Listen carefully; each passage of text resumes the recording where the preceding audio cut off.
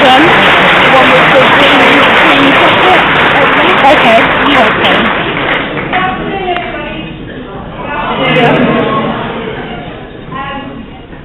I'm Jackie Roberts.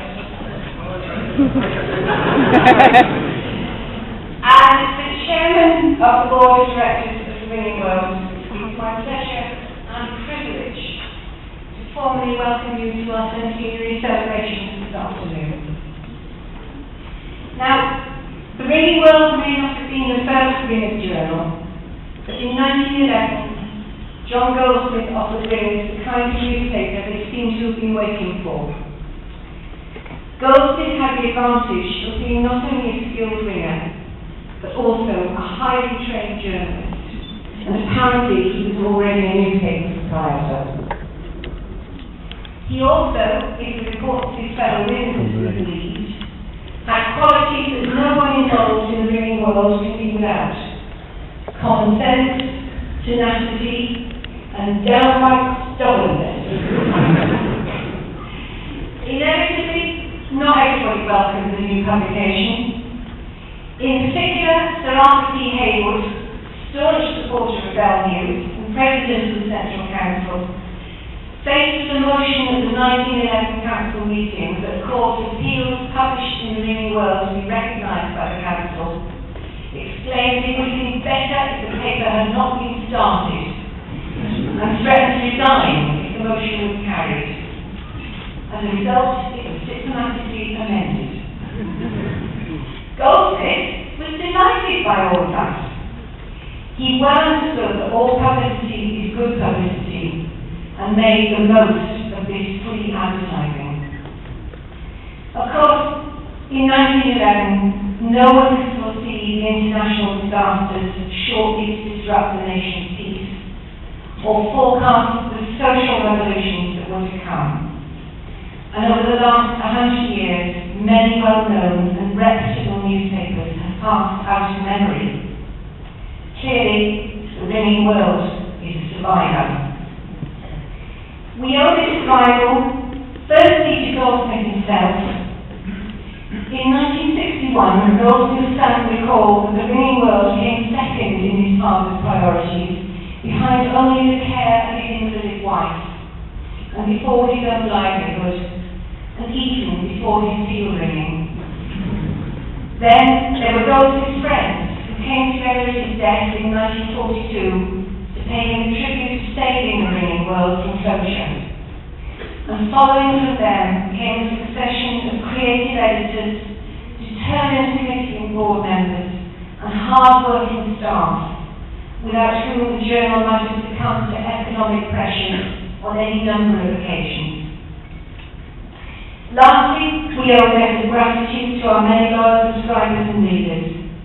Today, we still have one subscriber who was born with our journal in 1911.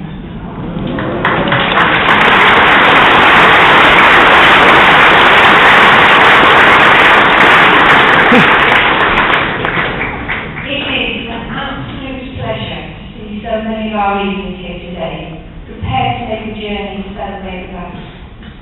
I'm sure you will all have found something of interest and enjoyment in the activities on offer today. And wasn't the ad service truly inspiring? And didn't we fill that great space with our singing? This was an appropriate way to acknowledge the thousands and thousands of hours that ringers have voluntarily given to the church over the lifetime of the Ringing World. It is especially thrilling to be able to welcome no fewer than 15 of John Goldsmith's descendants to our celebrations today, even though, I'm sorry to say, not a single one of them is a ringer.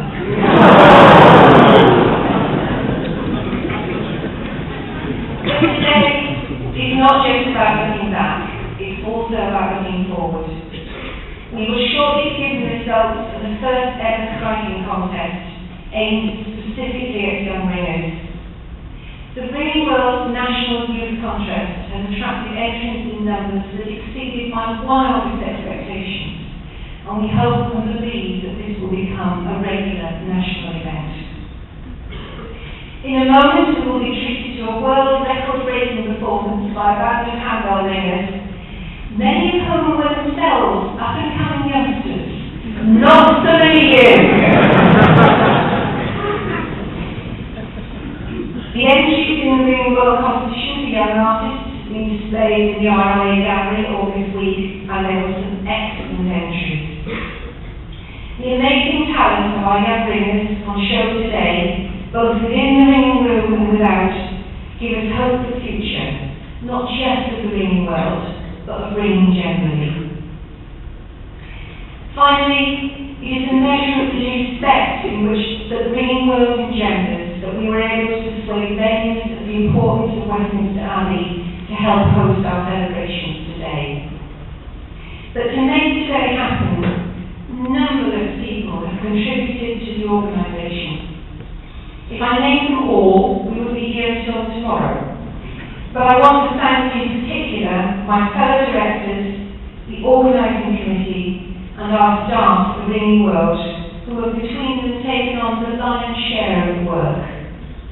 No one who has not been involved in something of this kind would believe the amount of time and effort that has been put in to make this day the success that it has been. So, my thanks to everybody who has made this day such a memorable one, and to you all for coming and enjoying it. Thank you for supporting the Ringing World, and thank you for continuing to do so for whatever part of the next 100 years you feel able to manage. Thank you.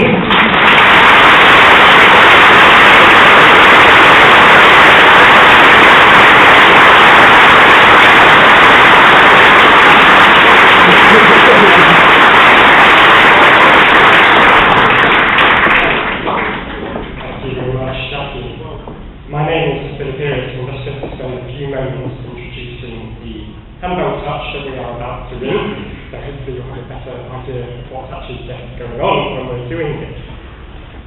First, I'd like to say it's a real pleasure and honour to be given the opportunity of all of us ringing here in front of you today. The very first issue of the Ringing World, 100 years ago, stated the journal's aspirations to communicate and support some very exciting new things that were being run. 100 years ago, that was Cambridge Maximus, and throughout the Ringing World history, it continues to reflect some of the exciting things that are ringers around the country, really. And we would really like to take the opportunity today to kick off the next 100 years of the Ringing World's success by doing something new that's never been attempted before. So we're going to be doing a touch on 24 handbells of 100 changes, especially composed for the occasion. And there are many things to say. With 24 bells, we don't want to go on so long that you will flake out in the extreme heat out there. The 100 changes will take about 6.5 to 7 minutes, so I hope we can have your concentration for that time. I would really appreciate it. With 24 bells, that's 3 octaves and 2 bells, so one of the things to really listen out for is the range of notes from the highest bell, the treble, to the lowest bell, the tenor. And within that, bells are really, you'll notice a difference in the sound going from the highest notes to the lowest notes. We're very grateful to tailors and to Andrew Wilby for lending us the bells to ring on today. You'll hear the very high notes are really quite clear and crisp notes, and as we go around the circle, becomes much more softer, deeper and mellow. In the first lesson at the outreach service today, we heard a lot about fine cloth, and it's not often you see ringers dressed up as smartly. We also heard about alternating bells and pomegranates, and I want to keep that in mind throughout the touch. You've got really crisp high notes going through to start off with, going to the much rounded air bells, going round to the pomegranates round back. We'll start off with a few changes which are a bit like Bristol, with lots of points. Then the bells will gradually get into an order where they are produce lots of quarter music, it's called megatisms order. And if you listen carefully, you should be able to hear the big high bells going in one way down the scale, and the lower notes going the other way up the scale. So very much is alternating bells and pomegranate bells and pomegranates. Please do bear with us, it does take a bit of concentration. We practiced for the first time this morning and a couple of before, but we're exceptionally lucky to have an incredibly skilled band to bring us here. Starting on the trebles, 1-2, is Jenny Butler, moving around Mark Eccleston on 3-4, 5-6, Philip Sutherton on 7-8, John Hughes-Death on 9-10, Paul Mounsey on 11-12, David Brown, 13-14, I'm struggling to count here, David Pike on 15-16, Tom Hinks on 17-18, Alex Byrne 19-20, Simon Neelan 21-22, and Michael Wilby on 23-24. So hopefully the result will be good. In this address at the Abbey, the Dean talked about the joys of change ringing, talked about change ringing at its best, being modulating, civilizing, precise and glorious. So we hope to be able to live up to that. Thank you very much for your attention.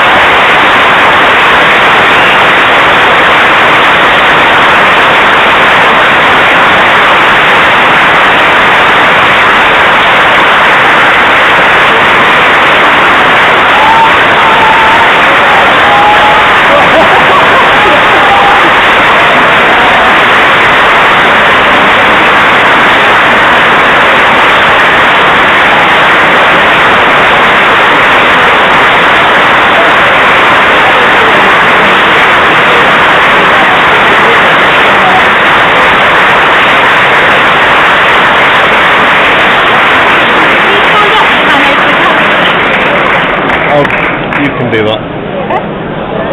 Excuse me, just handle